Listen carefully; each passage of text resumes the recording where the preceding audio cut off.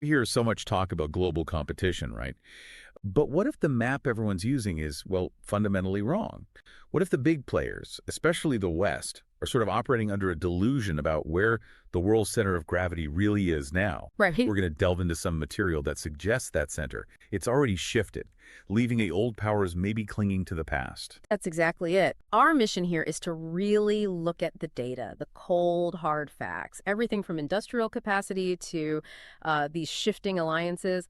It all points to a multipolar reality that's, well, it's already here. We need to challenge that old idea of U.S. primacy or, Yeah. full spectrum dominance. The numbers just don't seem to support that expectation of total control anymore. Okay, before we dive deeper, though, if you want more insights like this coming your way, please make sure you subscribe to Geopolitics Gazette. So let's talk about the economics first. How do the numbers challenge that dominance story? Well, first, just scale. The U.S. is about, 4.2% of the world's population? But the really critical point, often missed, is how you measure economies. If you look beyond just nominal GDP and use purchasing power parity PPP, which reflects actual buying power and economic activity, China's economy is already bigger. Yeah. Properly measured, it's larger than the U.S. And that fundamentally changes the whole starting point of the conversation. But that PPP versus nominal distinction, that's a really key technical point here. So if the industrial scale has already tipped, how does that play out in the real world, especially with new tech?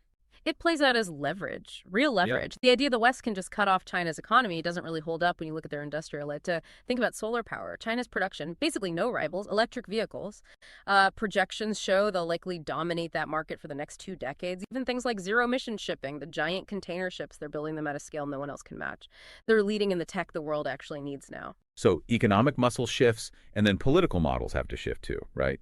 And this seems to be where the West's traditional approach, its foreign policy playbook, is really struggling. Absolutely. The Western model often leans heavily on, sticks rather than carrots, you could say. Sanctions, tariffs, imposing political conditions, and this can alienate countries you actually want as partners. The material pointed to India, for example. They bought discounted Russian oil fuel for 1.4 billion people, mind you, and Washington hit them with 50% tariffs on unrelated goods. So you end up punishing a supposed partner, not really achieving the original goal. Yeah, and the contrast with China's approach is pretty stark then. It really is. China emphasizes development, actual tangible investment, the Belt and Road projects, ports, railways, real infrastructure. And crucially, they stress non-interference in internal affairs. No political lectures. For the global south, the 120 plus countries where China is now the biggest trading partner, that's incredibly appealing. They are just tired of being told how to govern themselves. Makes sense. And just a reminder, if you're finding this analysis useful and want to keep tracking these global shifts, please do hit that subscribe button for Geopolitics Gazette.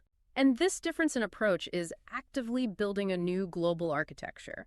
You see it with platforms like BRICS expanding. BRICS now represents, over 40% of the world's population, and maybe a quarter of global GDP. Then you have the Shanghai Cooperation Organization, China, Russia, India, Pakistan, others. It just confirms this eastward shift. New centers of economic and political gravity are forming outside direct Western influence. And the irony here, it seems, is that some Western tactics, the tariffs, the constant pressure, might actually be speeding up the decline of their own influence. That's a key point. Instead of isolating rivals, these actions can push nations closer together into these alternative frameworks. It also starts to test the dominance of the U.S. dollar in global trade. Even within the West, right? Yeah. European leaders openly say fully decoupling from China would be, what was the phrase, economic suicide for them. Exactly. So this multipolar world isn't some future prediction. It's happening now. You can see it in the trade numbers. China-Africa trade hit $280 billion last year. Regional deals like RCEP in Asia are knitting economies together without the West at the center. That long-held belief in indefinite Western dominance. It's just unraveling before our eyes.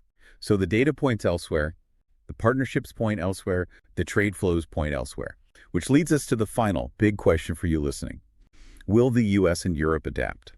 Will they adjust their policies to engage with this new multipolar reality more as equals? Or will they continue with the sanctions, the conditions, the tariffs, until they find themselves perhaps increasingly isolated? It's the core question facing policymakers right now. Let us know what you think. What's your point of view? Drop your insights in the comments below. And please, don't forget to subscribe to Geopolitics Gazette for more deep analysis.